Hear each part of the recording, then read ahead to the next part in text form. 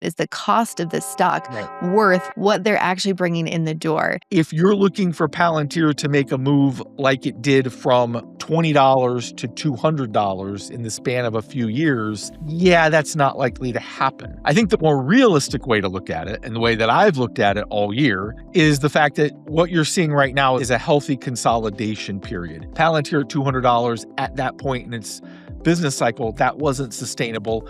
It's pulled back, and this is a healthy pullback. I do think what you're seeing, Bridget, and I think what the chart clearly shows, is that the stock is in a consolidation range. It's showing a very defined support range in that area of $128 to $130. Buyers are stepping in there. They're not letting the stock go below that level. Palantir delivered a great earnings report. They beat on earnings. It wasn't a huge beat, but it was a couple of cents, and they did beat on revenue. The market has become somewhat conditioned to that idea of Palantir is going to beat, and actually the stock got a little bit of a lift after earnings, and then it went right back down again. And some of that was because of the narrative that's going around about software. AI is going to eat software. That's been accelerating in the last couple of months with Michael Burry announcing that he's put out put options on Palantir, and then also that this idea that Anthropic is going to take away contract revenue from Palantir. So the stock's been under pressure, but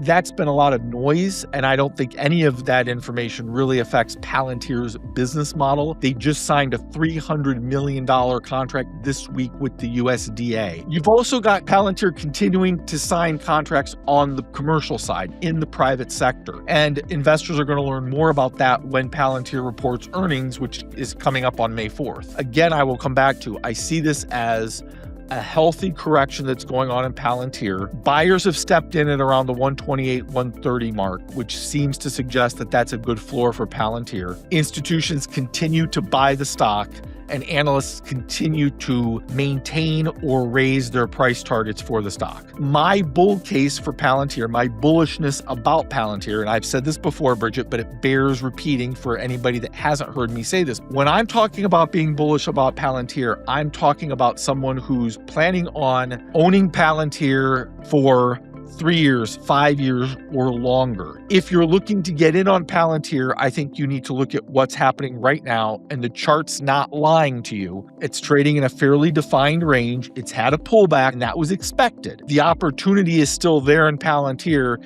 if you believe, as I do, that the company is going to be worth significantly more in 3 to 5 years than it is right now.